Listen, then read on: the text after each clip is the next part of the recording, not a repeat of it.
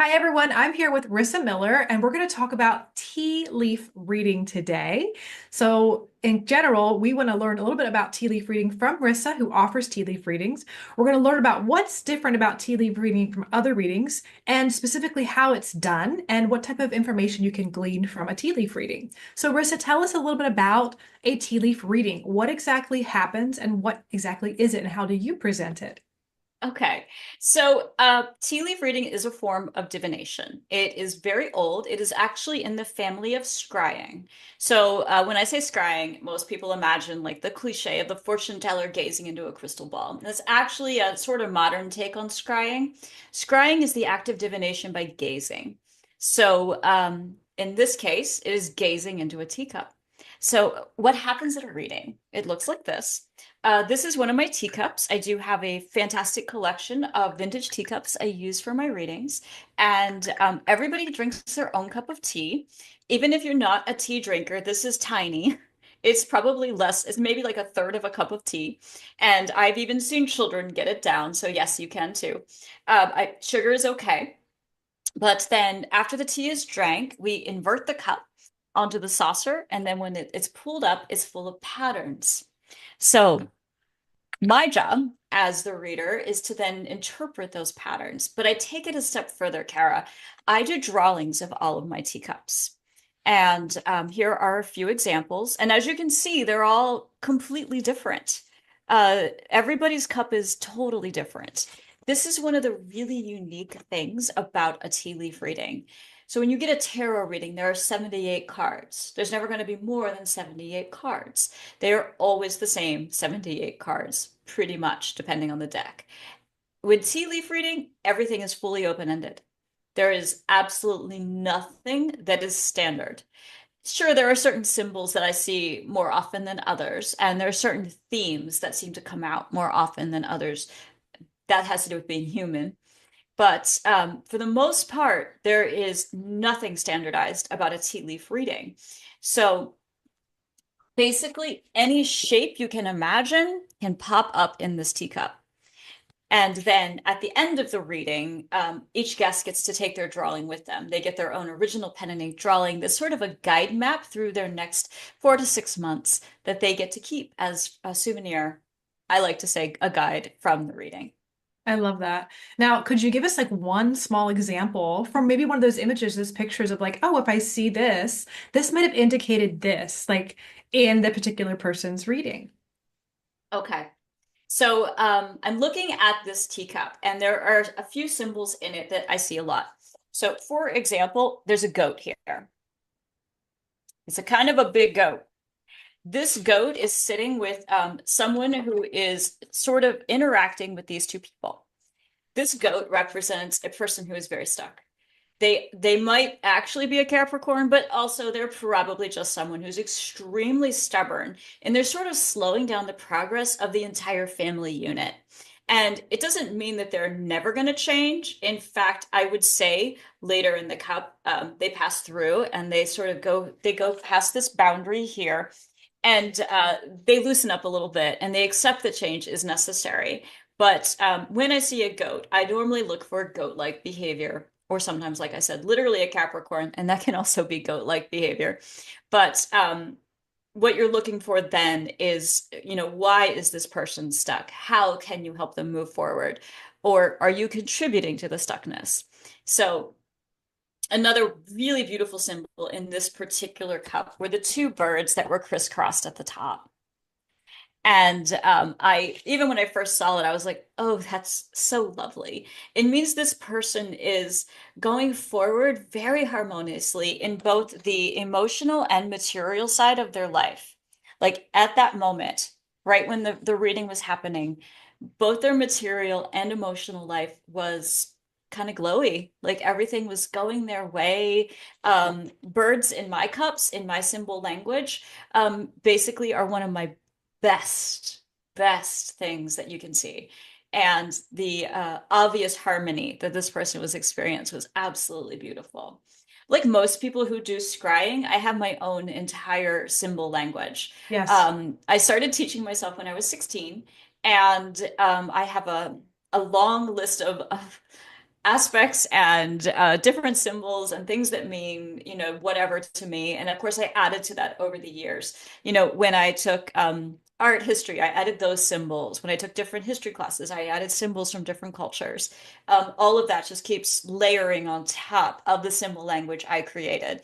And, there are a few other tea leaf readers working around the world. We mostly know each other because there aren't tons of us. And we all read symbols differently, but it's interesting. One time, two of us read the same cup. We saw different things and we came up with the same meanings. Yeah. So the intention behind what's there remains the same, but whoever is reading your cup, whoever is scrying for you, basically, they have their own symbol language, and I am just like that. And I think that's the same thing when, when people come to either our expo or events that have multiple readers of different types of divination, or even just straight mediumship. The fun thing that clients usually say is, I went to see three different people and they all told me the same thing.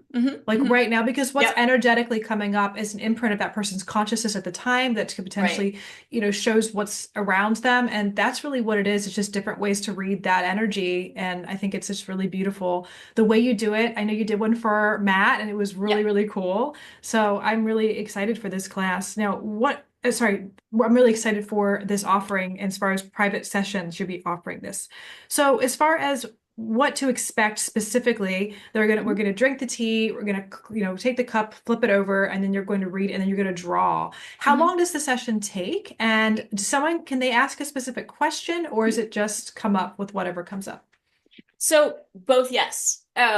So you got the whole lineup right. We'll sit down, drink tea together, and I'll teach to turn the cup, which is honestly the trickiest part of the whole thing, and I have a good system for it.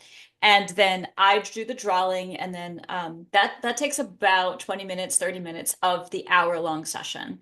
I always tell people like during that time, you're welcome to watch me draw, you're welcome to scroll your phone, read a book, stroll around outside, whatever works for you. And then you come back, I do the reading, and you can ask a specific question. It is my experience, though, that the teacup will answer what you need to hear. So, if you're asking about something like, "Oh, I'm really looking for, a new love," if what you really need to be focusing on is your house, that's what's going to come up.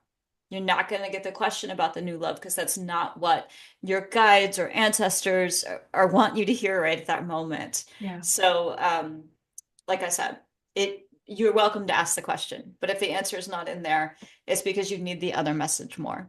That goes with any reader Hmm. that I've ever worked with, any Hmm. colleague of mine. That's just how it comes. You don't ever shoot the messenger, but you will get what you need. You That's really true. will get what you need. You don't always get what you want, but you get what you need. And a lot of times when you find out what it is, what you really need, you're like, yeah, that really is what was, Hmm. that awareness now can help me move forward. Now, I also want to touch on that you said there's not that many tea leaf readers in the world, and you've been doing this for a while. So can you tell us a little bit about your history, your background, and like your credentials with this? Because I think that's a really important thing to share. Um, Okay. So I've been around divination my whole life. I learned tarot reading when I was 8. I grew up with tarot cards sitting in the kitchen. I'm a third generation tarot card reader, and I to be rebellious, I decided to learn a different form of divination.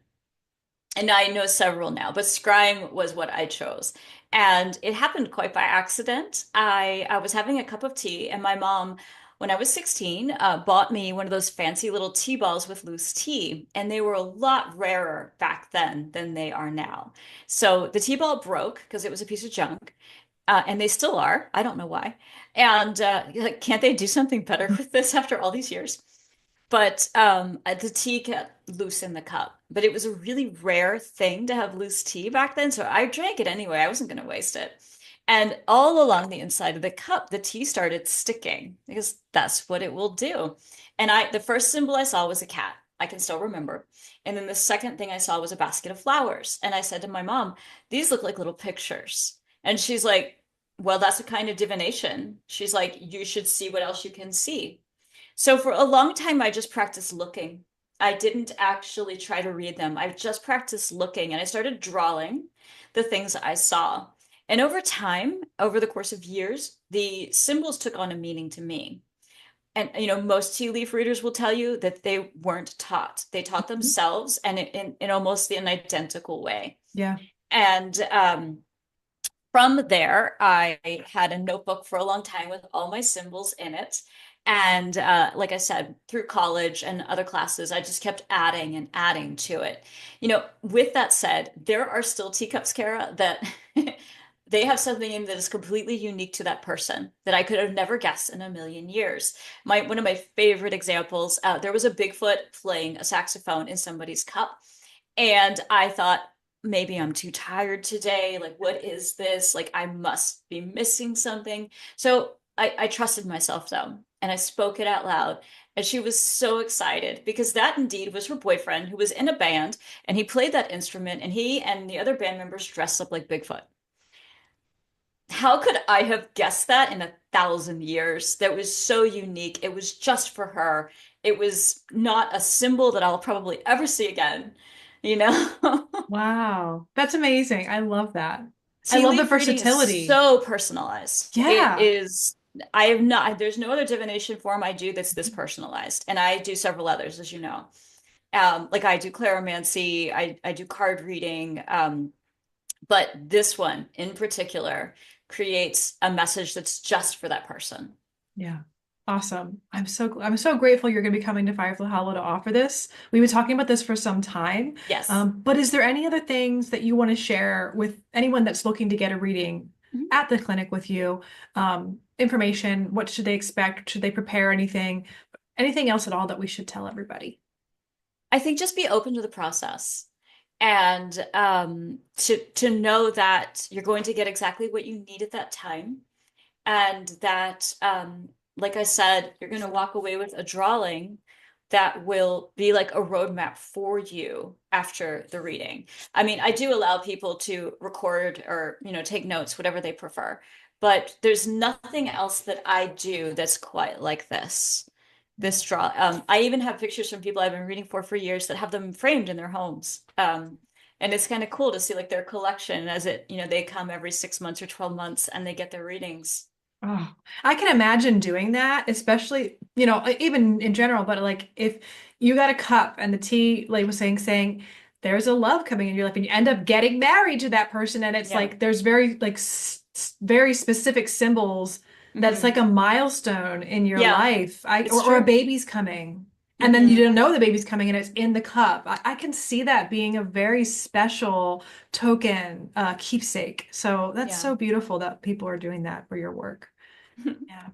Well, as far as coming to the center, everybody, you can call us to book a session, or you can go on the website to see the next upcoming date when Rissa will be with us at the clinic. And she does a day long. It's one day only, and every so often. So I wanted to just make sure you guys check out the website to see the next upcoming date, or you can give us a call. But other than that, you could also put in the description here. You can learn more about Rissa and her website, her other offerings, because she offers so many other things. And other than that, we are so glad that you're coming, Rissa, and thanks for being here with us. Thank you for having me. It's always a pleasure. All right. Thank you so much. Bye, everyone.